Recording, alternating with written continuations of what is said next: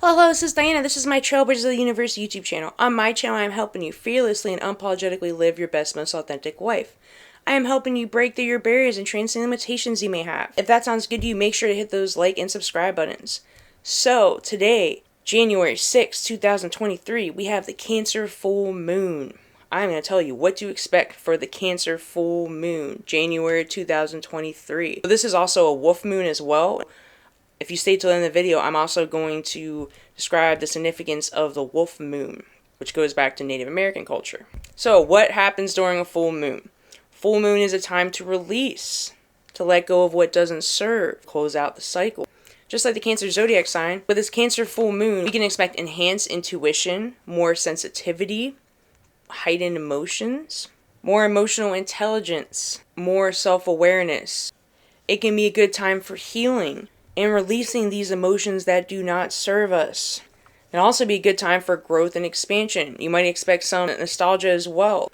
With all this being said, since you're more sensitive, since you're more intuitive, since you have more awareness and more emotions are coming up, I want you to really think about, what are these emotions trying to tell me? Especially if I'm having a very intense negative emotional reaction to something, or finding myself sad a lot, and most likely these things want to be released. And the more we suppress them, pushing it down, pushing it down, pushing it down, it's going to keep coming up. You're pushing it so far down, right? Putting all this pressure is going to burst, right?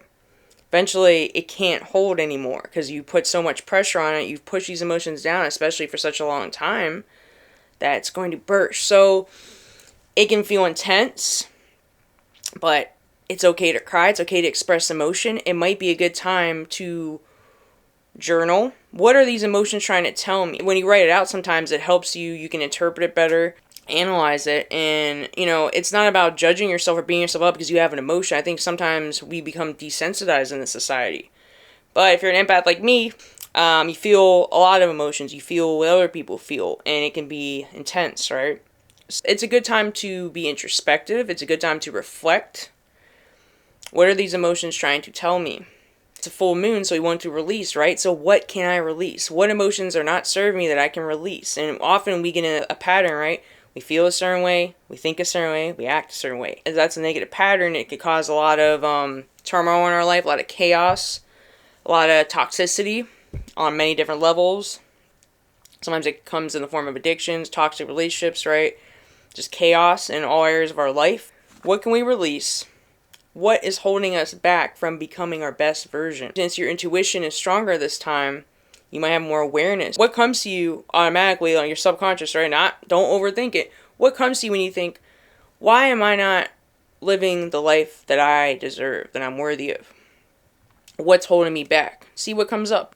Meditating would be a good idea. So you can get in touch with these emotions. Emotions are just energy emotion. They want to be expressed. We become so afraid of our emotions that we want to suppress all the time. So crying is okay. I'm not saying you have to cry in front of everybody. You do that. Cancer is a water sign. It might be a good time to take like a bubble bath and relax. It can cleanse your aura as well, right? Light some candles. See what comes up. Allow your emotions to come up without judging them. And then what can I learn from this? Or what can I release? And sometimes the emotions come up. Sometimes it's just like a limiting belief. Sometimes it's the way we are perceiving something that's not serving us. It's not always really the truth, right? Sometimes it's just like we're perceiving something in a way that's causing an emotional response, but maybe it's based on a limited belief or a past trauma. What can we let go of? It's a full moon. Let's let go of some of these negative cycles. So I think a big thing of it is also self-worth and self-love. You're a divine spiritual being worthy of love, but you need to show that love to yourself first. Sometimes we're relying on other people to show it to us, and then we still don't feel fulfilled no matter how much love or whatever we get from them. We still chase, we want more and more and more. It's never enough. You feel that empty void inside. So remember, it comes from within. Your relationships are a reflection of your relationship with yourself. So what can we do to improve the relationship with ourselves? Improve our self-talk. Maybe you need to listen to some affirmations. Self-care is the biggest thing. What can you do to take care of your mind, body, and soul more? What are you putting in your body? What are you putting in your mind? What kind of behaviors are you engaging in? What kind of friendships? What kind of people are you engaging with? What kind of relationships are you having? If all around you see is like toxic relationships, toxic friendships, toxic environments, even food, substances, right? Job, what can we release? And I'm not saying you have to go stop everything. You're in different situations, especially if you're living somewhere or you're working somewhere. You can't just always go like that. But what can you do to make it either less toxic? Maybe setting boundaries, having conversations with people. Right now, we have Mercury in retrograde. So the communication can seem backwards, and it can be easier to emotionally respond to something and react. But also take the step back. I say it's a more introspective time. So how can you step back more and respond from a place of neutrality, or like to find a solution rather than reacting and just causing more turmoil in your relationships or your communication with people? So slow down, take some more time to yourself.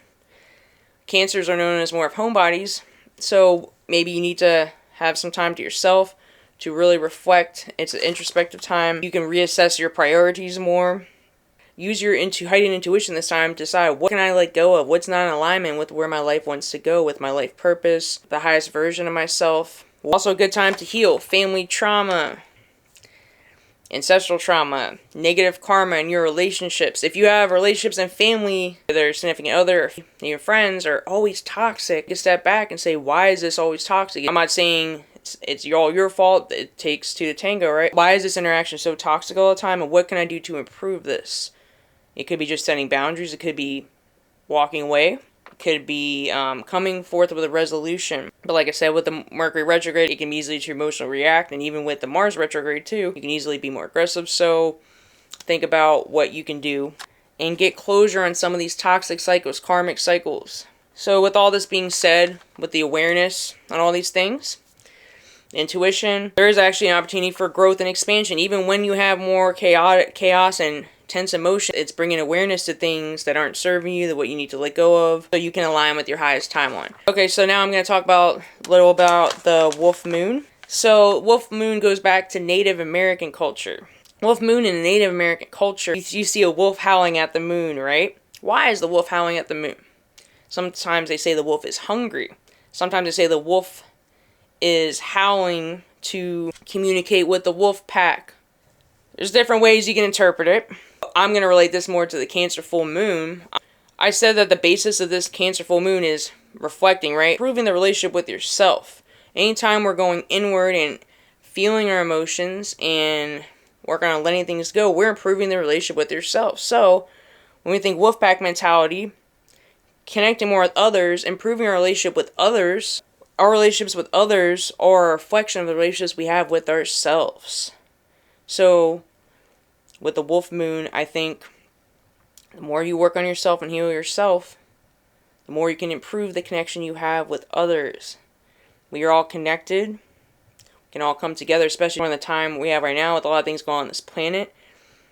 Sometimes we want to feel alone. We feel isolated, secluded, but that's kind of the purpose of a lot of things that are going on right now, to separate us. But remember, we are more powerful when we come together. Think about the wolf pack mentality. So we can depend on each other a little bit more. I'm not saying you shouldn't rely on yourself. Yes, you should be independent, but you can lean on, people that are on the same level as you, are on the same frequency as you.